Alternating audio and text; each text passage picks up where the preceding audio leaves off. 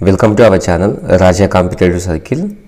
ఈ వీడియోలో మనం ఈరోజు అడిగేటువంటి ఎస్ఎస్సి జీడీ ఎగ్జామ్లో ఈరోజు అడిగేటువంటి కొన్ని జనరల్ క్వశ్చన్స్ గురించి డిస్కస్ చేద్దాం. ఈ క్వశ్చన్స్ ఎగ్జామ్ రాసేటువంటి కొంతమంది యాస్పిరెంట్స్ చెప్పినవి. సో ఈ క్వశ్చన్ ఫార్మేషన్ అనేది సేమ్ యాజిటీస్గా ఎగ్జామ్లో వచ్చిన విధంగా ఉండదు, కొంచెం డిఫరెంట్గా ఉంటుంది. ఎందుకంటే ఇవి మెమరీ బేస్డ్ క్వశ్చన్స్ కాబట్టి కొంచెం క్వశ్చన్స్ ఫార్మేషన్ అనేది డిఫరెంట్గా ఉంటుందన్నమాట. అర్థం చేసుకోండి. ఈ ఎస్ఎస్సి జీడీ ఎగ్జామ్లో లాస్ట్ రోజు అయినటువంటి ఈరోజు థర్డ్ షిఫ్ట్లో అడిగేటువంటి క్వశ్చన్స్ అనమాట ఇవి. ఈ క్వశ్చన్స్ కాక ఇంకా మీకు ఏమైనా క్వశ్చన్స్ ఏం తెలిసి ఉంటే కామెంట్ రూపంలో తెలియచేయండి. ఆ క్వశ్చన్స్ గురించి నెక్స్ట్ వీడియోలో డిస్కస్ చేద్దాం, అందరికీ ఉపయోగపడుతుంది. ఫస్ట్ క్వశ్చన్ వచ్చేసి, in which city where the first para Olympic games held? In which city were the first para Olympic games held? ఏ నగరంలో మొదటి పారా ఒలింపిక్స్ గేమ్స్ను ప్రారంభించాలని క్వశ్చన్ వచ్చిందనమాట. ఏ నగరంలో మొదటి పారా ఒలింపిక్స్ గేమ్స్ను నిర్వహించాలని క్వశ్చన్ వచ్చింది. ఆన్సర్ వచ్చేసి 1920వ సంవత్సరంలో ఇటలీలోని 1929వ సంవత్సరంలో ఇటలీలో రోమ్ అనే నగరంలో ఈ మొదటి పారా ఒలింపిక్ గేమ్స్ను ప్రారంభించారనమాట. నెక్స్ట్ క్వశ్చన్ వచ్చేసి మ్యూజిక్కి సంబంధించింది అనమాట. కర్ణాటక సంగీతంలో Muthuswami related to which classical dance అని చెప్పారనమాట. Muthuswami is related to which music అని అడిగారు question. Muthuswami is related to which dance which music అని అడిగారు. ముత్తుస్వామి గారు ఏ మ్యూజిక్కి సంబంధించిన వారని క్వశ్చన్ వచ్చిందనమాట. ఆన్సర్ వచ్చేసి కర్ణాటక సంగీతానికి సంబంధించిన వారు. ఈ సంగీతంలో కూడా రకాలు ఉన్నాయి కదా, కర్ణాటక సంగీతం, శాస్త్రీయ సంగీతం ఇట్లా ఉన్నాయి కదా. సో ఈ కర్ణాటక సంగీతానికి సంబంధించిన వారు అనమాట ముత్తుస్వామి గారు. నెక్స్ట్ వన్ వచ్చేసి, ఈ క్వశ్చన్ అంత క్లారిటీగా ఎవరు చెప్పట్లేదు అనమాట. మీకు ఏమైనా తెలిసి ఉంటే కామెంట్ రూపంలో తెలియజేయండి. ప్లాస్టర్ ఆఫ్ ప్యారిస్ యొక్క తయారీ విధానం అడిగారంట క్వశ్చన్. ఈ క్వశ్చన్ని ఎగ్జాక్ట్గా ఎవరు చెప్పట్లేదు అనమాట. మీకు ఏమైనా క్వశ్చన్స్ గురించి తెలిసి ఉంటే కామెంట్ రూపంలో తెలియచేయండి. తెలియని వాళ్ళకి మిగతా వాళ్ళందరికీ తెలుస్తుంది అనమాట. Next one, in which year was the fundamental duties added? In which year was the fundamental duties added?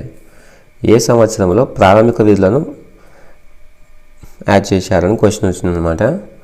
ఏ సంవత్సరంలో ప్రాథమిక విధులను యాడ్ చేశారని క్వశ్చన్ వచ్చింది.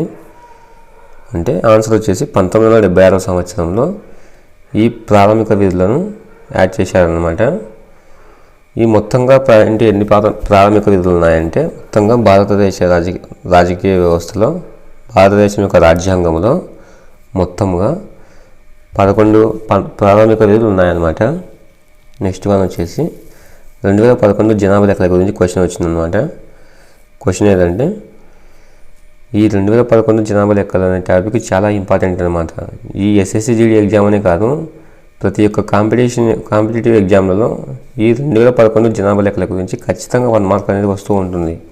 సో ఈ 2011 జనాభా లెక్కల గురించి ఒక షార్ట్ నోట్స్ను ఆల్రెడీ మన ఛానల్లో అప్లోడ్ చేశాను అనమాట, ఒక వీడియో చేసి షార్ట్ నోట్స్ పైన. మీరు ఇంకా ఆ వీడియో ఏమైనా చూడలేదనుకుంటే వెళ్ళి చూడండి. ఎందుకంటే ఈ 2011 జనాభా లెక్కలు అనేటివి ప్రతి ఒక్క కాంపిటేటివ్ ఎగ్జామ్స్లలో ఈ క్వశ్చన్స్ అనేవి ఖచ్చితంగా వస్తాయన్నమాట. ఈ 2011 జనాభా లెక్కలపై నుంచి రేపు మార్చిలో జరగబోయేటువంటి ఆర్పిఎఫ్ కానిస్టేబుల్ అయితేనేమి, ఆర్ఆర్బీ ఎన్టీపీసీ కానీ, ఆర్ఆర్బీ గ్రూప్ డీలో కానీ ఈ టాపిక్ పైన ఖచ్చితంగా 1 మార్క్ లేదా 2 మార్క్స్ వచ్చే అవకాశం ఉందన్నమాట. సో ఈ ఆర్పిఎఫ్ కానిస్టేబుల్ ఎగ్జామ్స్కి, అదేవిధంగా ఎన్టీపీసీ ఎగ్జామ్లకు ప్రిపేర్ అయ్యే వాళ్ళు ఆ వీడియోని ఖచ్చితంగా చూడండి. ఎందుకంటే 1 మార్క్ అనేది ఈజీగా వస్తుందన్నమాట మీరు ఆ వీడియో చూడడం వల్ల. క్వశ్చన్ వచ్చేసి, which state with the highest literacy rate in 2011? In state with highest literacy rate in 2011. 2011 జనాభా లెక్కల ప్రకారం అత్యధిక అక్షరాస్యత రేటు కలిగిన రాష్ట్రం ఏదని క్వశ్చన్ వచ్చింది. 2011 జనాభా లెక్కల ప్రకారం అత్యధిక అక్షరాస్యత రేటు గల రాష్ట్రం ఏదంటే క్వశ్చన్ వచ్చిందనమాట. ఆన్సర్ వచ్చేసి కేరళ రాష్ట్రము. ఈ 2011 జనాభా లెక్కల గురించి ఈ టాపిక్ అనేది చాలా ఇంపార్టెంట్ అనమాట. ఆల్రెడీ ఫస్ట్ షిఫ్ట్లో కూడా ఈ 2011 జనాభా లెక్కల గురించి ఒక క్వశ్చన్ వచ్చింది. ఆ క్వశ్చన్ ఏమొచ్చిందంటే, ఈశాన్య రాష్ట్రాలలో అత్యధిక అక్షరాస్యత రేటు కలిగిన రాష్ట్రం ఏదని క్వశ్చన్ వచ్చిందనమాట. ఈ మొదటి షిఫ్ట్లో ఆన్సర్ వచ్చేసి మిజోరం అనమాట. అదే ఈశాన్య రాష్ట్రంలో అయితే మిజోరం. అదేవిధంగా భారతదేశంలోనే అక్షరాస్యత రేటు కలిగిన రాష్ట్రం ఏది అంటే కేరళ అనమాట. సో ఈ క్వశ్చన్స్ అనేటివి ఎలాగైనా అడగని మనం ఆన్సర్ రాసే విధంగా ప్రాక్టీస్ చేయాలన్నమాట. మీకు సింపుల్గా గుర్తుండే విధంగా ఆ వీడియో చేశాను అనమాట, 2011 జనాభా లెక్కల గురించి. ఇంకా ఆ వీడియోని ఏమైనా చూడలేదనుకుంటే వెళ్ళి చూడండి. 2011 జనాభా లెక్కల ప్రకారం అత్యధిక అక్షరాస్యత రేటు కలిగిన రాష్ట్రం వచ్చేసి కేరళ అనమాట. అదే అత్యల్ప అక్షరాస్యత రేటు కలిగిన రాష్ట్రం అంటే బీహార్. అత్యధిక జనాభా గల రాష్ట్రం ఏదంటే ఉత్తరప్రదేశ్ అనమాట. అత్యల్ప జనాభా గల రాష్ట్రం ఏదంటే సిక్కిం. అదేవిధంగా ఈ కేరళలోనే అత్యధిక లింగ నిష్పత్తి గల రాష్ట్రం ఏదంటే కేరళనే అనమాట. అత్యధిక లింగ నిష్పత్తి గల రాష్ట్రం ఏదంటే కేరళ అనమాట. లింగ నిష్పత్తి అంటే ఏంటంటే ప్రతి 1000 మంది పురుషులకు ఉన్న స్త్రీల యొక్క జనాభాని లింగ నిష్పత్తి అంటారనమాట. భారతదేశంలో 2011 జనాభా లెక్కల ప్రకారం అత్యధిక లింగ నిష్పత్తి గల రాష్ట్రం ఏదంటే కేరళ అనమాట. నెక్స్ట్ వన్ వచ్చేసి క్లాసికల్ డ్యాన్స్ల గురించి అడిగారనమాట. ఈ శాస్త్రీయ నృత్యాలు, జానపద నృత్యాల గురించి ఏ కాంపిటేటివ్ ఎగ్జామ్లో అయినా సరే ఖచ్చితంగా 1 మార్క్ అనేది వస్తూ ఉంటాయన్నమాట.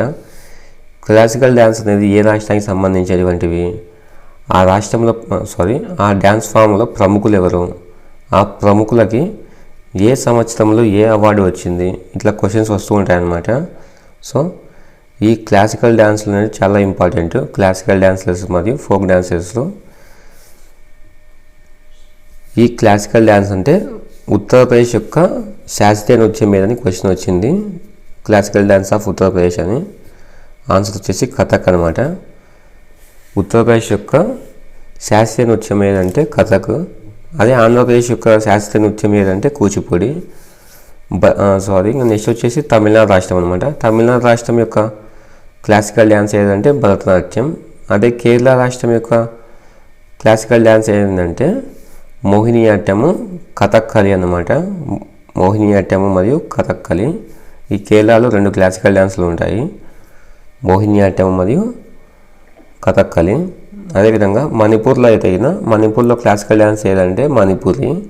అదేవిధంగా ఒడిస్సాలో క్లాసికల్ డ్యాన్స్ ఏంటంటే ఒడిస్సీ అన్నమాట.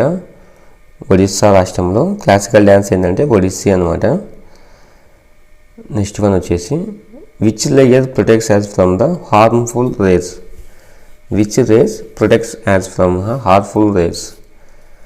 అతి నీలలోహిత కిరణాల నుంచి మనల్ని ఏ పొర రక్షిస్తుందని క్వశ్చన్ వచ్చిందనమాట. Which layer protects us from harmful rays అని క్వశ్చన్ వచ్చింది. ఏ లేయర్ అనేది అతి నీలలోహిత కిరణాలు అనేది మనకు డేంజర్ కదా, అతి నీలలోహిత కిరణాలను ఏ పొర ప్రొటెక్ట్ చేస్తుందని క్వశ్చన్ వచ్చింది. ఆన్సర్ వచ్చేసి స్ట్రాటోస్ఫియర్ అనమాట. మనకు ఉంటుంది కదా భూమిపైన ఆవరణాలు ఉంటాయి కదా, లేయర్స్ అనేటివి. ట్రోపో ఆవరణము, స్ట్రాటో ఆవరణము, ఐనో ఆవరణము, మీసో ఆవరణము ఇట్లా ఉంటుంది కదా. ఈ లేయర్స్ అనేటివి కూడా చాలా ఇంపార్టెంట్ అనమాట. అదేవిధంగా ఓజోన్ లేయర్ కూడా చాలా ఇంపార్టెంట్ అనమాట. Next one, in which year did the green revolution start. In which year did the green revolution start అంటే ఇది పంచవర్ష ప్రణాళికల గురించి అనమాట. పంచవర్ష ప్రణాళికలో జరిగినటువంటి 1966-67 మధ్య జరిగినటువంటి 3వ పంచవర్ష ప్రణాళికలో ఈ గ్రీన్ రెవల్యూషన్ను ఏర్పాటు చేశారనమాట. క్వశ్చన్ ఎలా వచ్చిందంటే హరిత విప్లవం అనేది ఏ సంవత్సరంలో ప్రారంభించారు అని క్వశ్చన్ వచ్చింది. మనకు జరిగినటువంటి పంచవర్ష ప్రణాళికలలో 3వ పంచవర్ష ప్రణాళికలో 1966లో 66-67 మధ్య ఈ గ్రీన్ రెవల్యూషన్ హరిత విప్లవాన్ని ఏర్పాటు చేశారనమాట. అదేవిధంగా హరిత విప్లవ పితామహుడు ఎవరంటే ఎంఎస్ స్వామినాథన్ అనమాట. ఈ హరిత విప్లవం యొక్క పితామహుడు ఎవరని ప్రీవియస్ షిఫ్ట్లలో కూడా ఒక క్వశ్చన్ అనేది రిపీట్ అయింది. ఈ హరిత విప్లవం యొక్క పితామహుడు ఎవరంటే భారతదేశంలో ఎంఎస్ స్వామినాథన్ గారు. అదేవిధంగా ప్రపంచంలో హరిత విప్లవ పితామహుడు ఎవరంటే నార్మన్ బోర్లాగ్ అనమాట. ఈ హరిత విప్లవం యొక్క పితామహుడు ఎవరంటే నార్మన్ బోర్లాగ్. నెక్స్ట్ వన్ పంచవర్ష ప్రణాళికల గురించి క్వశ్చన్ వచ్చిందనమాట. ఈ పంచవర్ష ప్రణాళికలు అనేది చాలా ఇంపార్టెంట్ అనమాట. ఎందుకంటే ఈ పంచవర్ష ప్రణాళికల నుంచి ఖచ్చితంగా 1 or 2 క్వశ్చన్స్ అనేది రిపీట్ అవుతూ ఉన్నాయి. ఓన్లీ ఈ SSC/GD ఎగ్జామ్ అనే కాదు, ఏ కాంపిటేటివ్ ఎగ్జామ్ అయినా సరే ఈ ఇండియన్ ఎకానమీలో పంచవర్ష ప్రణాళిక అనే టాపిక్ చాలా మేజర్ పార్ట్ అనమాట. ఏ ఎగ్జామ్లో అయినా కానీ ఈ పంచవర్ష ప్రణాళికల గురించి డెఫినెట్గా 1 or 2 క్వశ్చన్స్ వస్తూ ఉంటాయి. ఈ పంచవర్ష ప్రణాళికల గురించి ఆల్రెడీ ఒక షార్ట్ నోట్స్ను తయారు చేసి ఒక వీడియో రూపంలో మీకు అందించాను. ఇంకా ఆ వీడియోని ఎవరైనా చూడలేదనుకుంటే వెళ్ళి చూడండి. మీరు ఆ వీడియో చూడడం వలన మీరు ఫ్యూచర్లో రాయబోయే ఎగ్జామ్లకు యూజ్ అవుతుందన్నమాట ఆ వీడియో అనేది. ఏ పంచవర్ష ప్రణాళికలో పారిశ్రామికీకరణకి అధిక ప్రాధాన్యతనిచ్చారు అని క్వశ్చన్ వచ్చింది. ఏ పంచవర్ష ప్రణాళికలో పారిశ్రామిక రంగానికి అత్యధికంగా ప్రాధాన్యతనిచ్చారని క్వశ్చన్ వచ్చింది. In which 5-year plan focus on industrial revolution? In which 5-year plan focus on industrial revolution అని క్వశ్చన్ వచ్చింది. ఆన్సర్ వచ్చేసి 2వ పంచవర్ష ప్రణాళిక అన్నమాట. ఈ 2వ పంచవర్ష ప్రణాళికలో పారిశ్రామిక రంగం పైన అత్యధికంగా ఫోకస్ చేశారనమాట. ఈ 2వ పంచవర్ష ప్రణాళిక అనేది ఏ సంవత్సరంలో స్టార్ట్ అయిందంటే 1956 నుంచి 1961 మధ్య ఈ 2వ పంచవర్ష ప్రణాళిక అనేది స్టార్ట్ అయిందనమాట. ఈ 2వ పంచవర్ష ప్రణాళికనే మహాలనోబిస్ ప్రణాళిక అని కూడా అంటామన్నమాట. ఈ 2వ పంచవర్ష ప్రణాళికని మహాలనోబిస్ ప్రణాళిక అంటారు. ప్రీవియస్ షిఫ్ట్లలో ఈ టాపిక్ పైన క్వశ్చన్స్ ఎలా వచ్చాయంటే మహాలనోబిస్ ప్రణాళికని ఏ పంచవర్ష ప్రణాళికని పిలుస్తారని క్వశ్చన్ వచ్చిందనమాట. ఈ మహాలనోబిస్ ప్రణాళికని ఏ పంచవర్ష ప్రణాళికని పిలుస్తారంటే 2వ పంచవర్ష ప్రణాళికను మహాలనోబిస్ ప్రణాళిక అని అంటాము. అసలు ఈ పంచవర్ష ప్రణాళికలను మొదటగా ఎవరు సూచించారు ఇండియాకి, ఇట్లా క్వశ్చన్స్ వస్తూ ఉంటాయి అన్నమాట. మనకు మోక్షగుణ విశ్వేశ్వరయ్య గారు తను రచించిన ప్లాన్డ్ ఎకానమీ ఫర్ ఇండియాలో ఈ పంచవర్ష ప్రణాళికల పైన చెప్పారు కదా, ఇట్లా క్వశ్చన్స్ వస్తూ ఉంటాయి అన్నమాట. ఈ పంచవర్ష ప్రణాళికల గురించి ఆల్రెడీ ఒక షార్ట్ నోట్స్ తయారు చేశాం కదా, ఆ వీడియో ఎవరైనా చూడలేదనుకుంటే చూడండి. ఎందుకంటే ఈ పంచవర్ష ప్రణాళిక అనేది చాలా ఇంపార్టెంట్ అనమాట.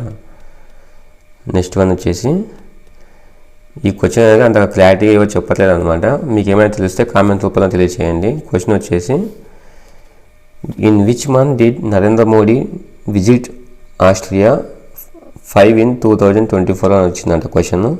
ఈ క్వశ్చన్ అనేది ఎవరు ఎగ్జాక్ట్లీ చెప్పట్లేదు. మీకు ఏమైనా తెలిస్తే కామెంట్ రూపంలో తెలియజేయండి. Next one in which year was the All India trade Union Congress established? In which year was the All India trade Union Congress established? ఏ సంవత్సరంలో ఆల్ ఇండియా ట్రేడ్ యూనియన్ కాంగ్రెస్ను స్థాపించారని క్వశ్చన్ వచ్చింది. ఆన్సర్ వచ్చేసి 1920వ సంవత్సరం. ఈ 1920వ సంవత్సరంలో ఆల్ ఇండియా ట్రేడ్ యూనియన్ కాంగ్రెస్ను స్థాపించారన్నమాట. నెక్స్ట్ వన్ వచ్చేసి which team won the 2011 ODI world cup? Which team won the 2011 ODI world cup? 2011 ODI world కప్లో ఏ టీం గెలిచిందని క్వశ్చన్ వచ్చింది. ఈ 2011 ODI అంటే 1 day ఇన్నింగ్స్ అంటాం కదా, ఈ ODI వరల్డ్ కప్లో ఏ దేశం గెలిచింది అని క్వశ్చన్ వచ్చింది. ఆన్సర్ వచ్చేసి ఇండియా అన్నమాట. ఇండియా మన భారతదేశం 2011 ODI వరల్డ్ కప్లో గెలిచిందనమాట. ఓకే గైస్, ఈరోజు షిఫ్ట్లో అడిగిన క్వశ్చన్స్ ఇవి అనమాట. ఈ SSC/GD యొక్క ఆన్సర్ కీ అనేది ఎప్పుడు వస్తుందని చాలామంది అడుగుతున్నారు అనమాట. ఈ SSC నుంచి ఏమైనా అఫీషియల్ అప్డేట్ వస్తే కన్నా ఖచ్చితంగా మీకు ఇన్ఫామ్ చేస్తాను. మన ఛానల్ని రెగ్యులర్గా ఫాలో అవుతూ ఉన్నది. ఈ ఎగ్జామ్ అయిపోయిన తర్వాత లాస్ట్ ఇయర్ 2024లో ఎగ్జామ్స్ అయిపోయిన తర్వాత ఎగ్జామ్ అయిపోయిన 5 days తర్వాత ఈ ఆన్సర్ కీ అనేది రిలీజ్ అయిందనమాట 2024 సంవత్సరంలో. ఈ సంవత్సరంలో ఎప్పుడు రిలీజ్ అవుతుందో వెయిట్ చేద్దాం. మేబీ March 1st కల్లా రిలీజ్ అవుతుందని అనుకుంటున్నాను. అందరికీ ఆల్ ది బెస్ట్. ఇంకా మన ఛానల్ని ఎవరైనా సబ్స్క్రైబ్ చేసుకోకుంటే కానీ ఇప్పుడు మన ఛానల్ సబ్స్క్రైబ్ చేసి ఒక చిన్న లైక్ చేయండి. అదేవిధంగా మన ఛానల్లో ఈ RPF కానిస్టేబుల్ గురించి కూడా పూర్తిగా ఎక్స్ప్లెయిన్ చేస్తాను అనమాట. మన ఛానల్ గురించి వాట్సాప్ ఛానల్ క్రియేట్ చేశాను. ఇంకా వాట్సాప్ ఛానల్లో ఎవరైనా జాయిన్ కాకుంటే కన్నా వెళ్ళి జాయిన్ కండి. మీరు ఆ వాట్సాప్ ఛానల్లో జాయిన్ కావడం వలన నేను పోస్ట్ చేసే ప్రతి ఒక్క వీడియో మీకు నోటిఫికేషన్ రూపంలో వస్తుంది. అదేవిధంగా ఇంపార్టెంట్ డాక్యుమెంట్స్ని, పీడిఎఫ్స్ని, ఎగ్జామ్ రిజల్ట్స్ని ముందుగా ఆ వాట్సాప్ ఛానల్లో పోస్ట్ చేస్తాను అనమాట. ఎందుకంటే యూట్యూబ్లో పోస్ట్ చేయడానికి టైం పడుతుంది కదా ఎక్కువ కొంచెం. అదే వాట్సాప్ ఛానల్ అయితే మీరు ఎమ్మతో తెలుసుకోవచ్చు అన్నమాట. వెంటనే ఆ వీడియోను తెలుసుకోవచ్చు, ఆ ఇన్ఫర్మేషన్ని తొందరగా గెయిన్ చేసుకోవచ్చు అన్నమాట మీరు. సో వాట్సాప్ ఛానల్ ఫాలో కండి. రాజా కాంపిటేటివ్ సర్కిల్ అని వాట్సాప్ ఛానల్ ఉంటుంది. ఆ వాట్సాప్ ఛానల్ని ఫాలో కండి. మీకు కావాలంటే డిస్క్రిప్షన్లో ఆ వాట్సాప్ ఛానల్ యొక్క లింక్ను ప్రొవైడ్ చేస్తాను. అదేవిధంగా ఈ 2011 జనాభా లెక్కల గురించి ఆల్రెడీ ఒక వీడియో చేశాను కదా, ఆ వీడియో వెళ్ళి చూడండి. అంతకంటే ముందుగా పంచవర్ష ప్రణాళికలు, రాష్ట్రాలు, వాటికి సంబంధించినటువంటి జానపద నృత్యాలు, శాస్త్రీయ నృత్యాలు, ఆ శాస్త్రీయ నృత్యాల్లో ఎవరు ప్రముఖులు, ఆ ప్రముఖులకి ఏ సంవత్సరంలో అవార్డులు వచ్చాయి, ఏ అవార్డులు వచ్చాయి, ఈ విషయాన్ని క్లారిటీగా తెలుసుకుంది. ఓకే ఫ్రెండ్స్, మీ అందరూ త్వరలోనే మీ అనుకున్న లక్ష్యాన్ని చేరుతారని మనస్ఫూర్తిగా కోరుకుంటున్నాను. ఇంకా మన ఛానల్ ఏమైనా సబ్స్క్రైబ్ చేసుకోకుంటే కానీ ఇప్పుడు మన ఛానల్ని సబ్స్క్రైబ్ చేసి ఒక చిన్న లైక్ చేయండి. అందరికీ ఆల్ ది బెస్ట్.